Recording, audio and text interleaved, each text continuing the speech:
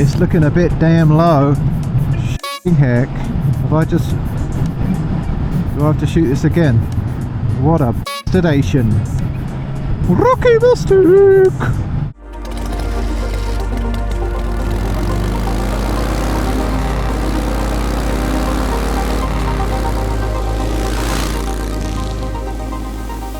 Hey YouTube, I'm riding the 2020 Honda CB650R. Just going to take it on a little sort of review.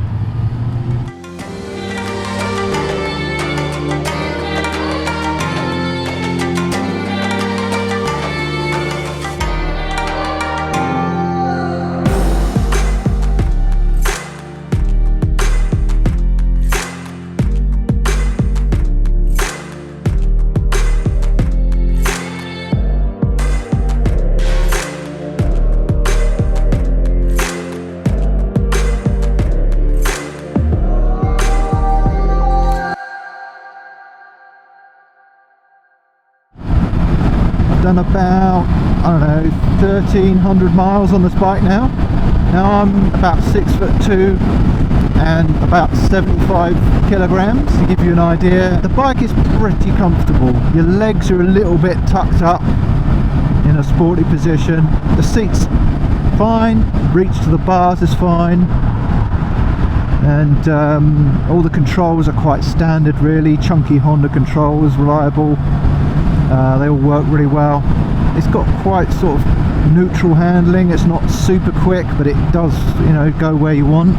Suspension front is non-adjustable shower forks. The rear shock is you can just adjust the spring. I made it one notch softer for me, and I haven't had to change it since. You know, the suspension is actually really quite good. Don't really need to mess with it. You can't mess with it. It does give you a reasonable compromise of comfort and handling. Oh shit. These bloody stones again. Yeah, the fueling, it's pretty controllable through, you know, through town, so no complaints there. Nice light clutch. I've had the Honda quick shifter fitted to this. That's a great addition if you want to sort of pin the throttle back and just keep popping it through the gears. Don't upset the attitude of the bike. Occasionally you get a fraction of a delayed gear change than other times, especially when you're going from 5th to 6th. You get a bit of a misreading of the gear indicator. Saying that, I would absolutely recommend it. The only thing is, it's really expensive for a quick shifter. On the motorway and higher revs, you can get a bit of a buzz through the tank.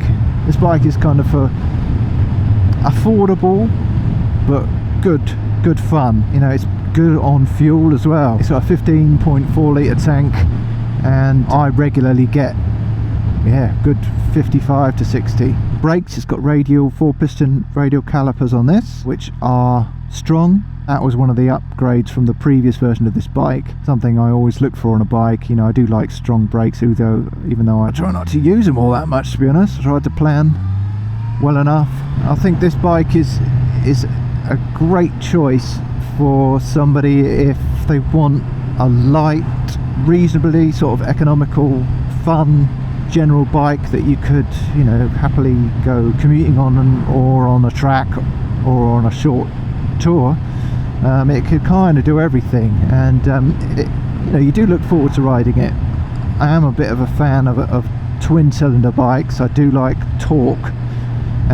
So I was concerned about this not having the most torque, but for a 4-cylinder, it's not too bad. It does get going when you give it a few revs. So we're entering a national now. Try the quick shifter.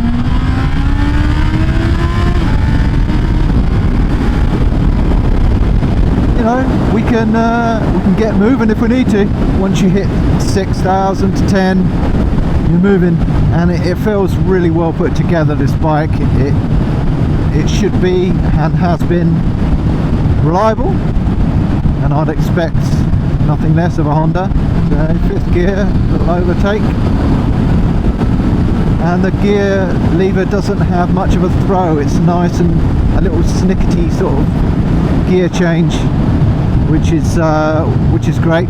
Got a slipper clutch which is great for your downshifts. It just smooths them out a bit and helps the wheel not lock up on you. They're handling nice and predictable. Going to head over to some twisties because the handling it's one of the good features on this bike.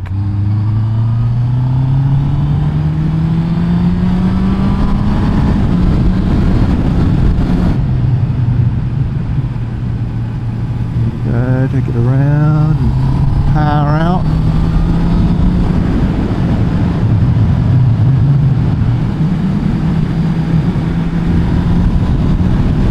And in these circumstances, the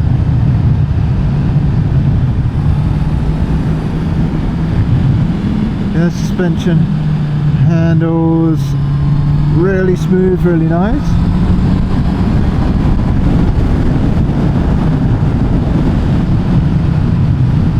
A few stones in the road, we don't like that.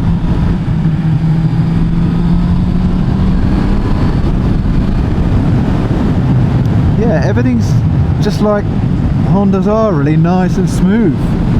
And this is a pretty sort of simple, honest bike. Reliability is still a necessity for me on a bike. I mean, I like them to be exciting, but if it's not reliable, it's not going anywhere, is it? The question I have is, do I keep this bike or trade up for something else? And something else being a couple of options. So I am a big fan of twin cylinder bikes, so a Ducati is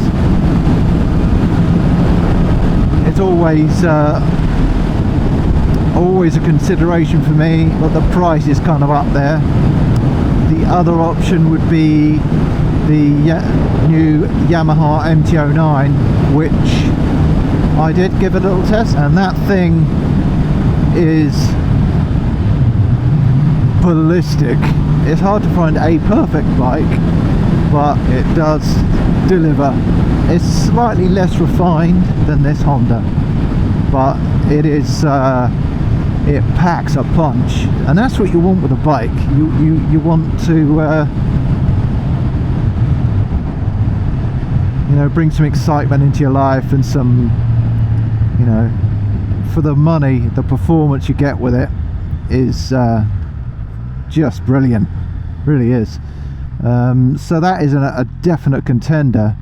It does depend on how far you want to go with it.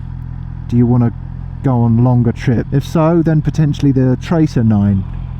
But at this stage, I do like a light, nice handling bike. Hence this one. I would totally recommend this bike for the money. That's the kind of key thing here. This bike gives you a lot for the money. It does everything kind of like really nicely and affordably. Certainly in the case of this year that's just gone by, you know, the winter, I'm not a big fan of riding in the winter, and if you've got anything happening such as a little coronavirus pandemic plus the winter, then you know you're not riding for 6 months of the year. You've got to consider that, you know, you've got a bike sitting in the garage for months on end and you're not using it, but you're just kind of paying it off, paying insurance and all that, so that's a consideration as well. Saying that though, I have just jumped off the MT-09 and back onto this, and you know, this bike is still great. It is still really good, but the power and the speed that the MT-09 had over this was a considerable percentage more, but you're paying more, so that's how it goes. So there's an air of refinement to this bike. Yeah, the MT-09 is that bit more brutal in a good way. Oh yeah. You don't need to swap your bike, there's no need, it's a want. And I haven't tried the Ducati Monster yet because they don't have it in yet. Where is he going? Doesn't even know where he lives. I'll just take you on a few more twisties Now this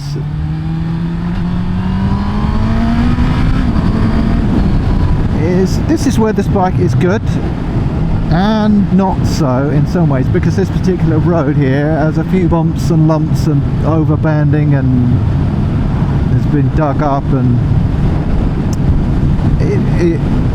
it bumps you around a bit on the suspension. But I think the same would happen with the MT-09. Shit!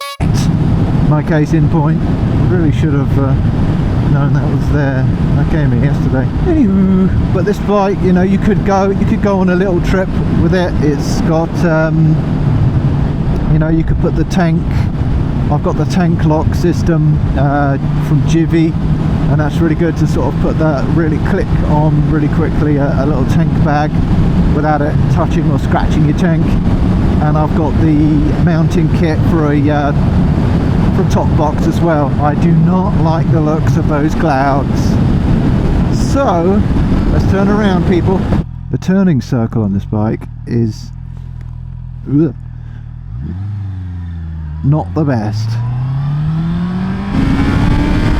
You know what, you can get going on this bike, and acceleration is good, but compare it to that MT-09, it warps time and space, and it's great. Now the display on this bike, on the Honda, is it is good.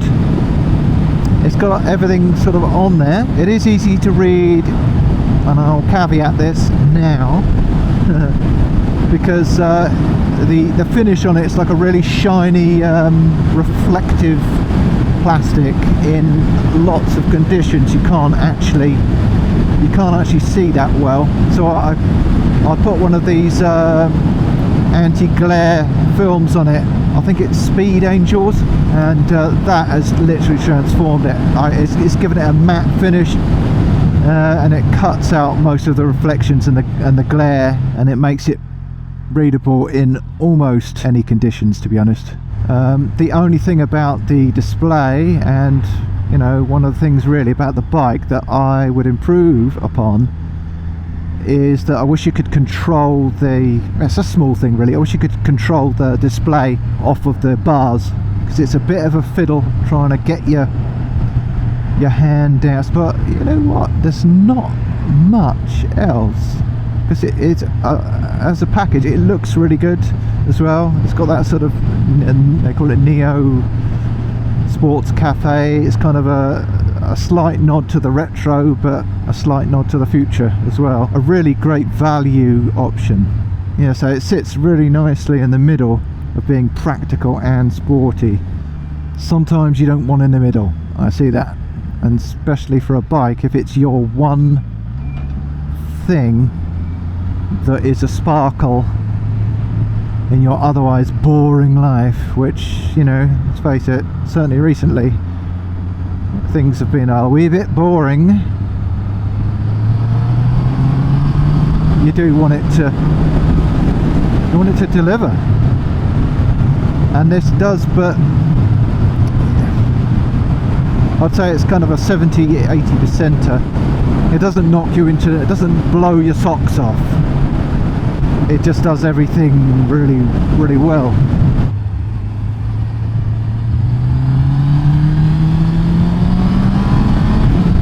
Love that bit.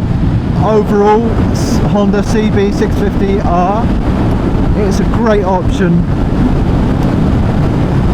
if you want to keep costs sort of pretty minimal and still have fun without compromising too much on versatility and comfort. It's a great bike. If you've got a bit more money to spend, then there are other options, but you know what, for an experienced rider, this is still a great bike. Bloody stones. And we're off the stones. Love it. If you like what you've seen, remember to hit the like button and subscribe. I'll have another video coming soon. This has been The Tall Biker. Thanks for watching.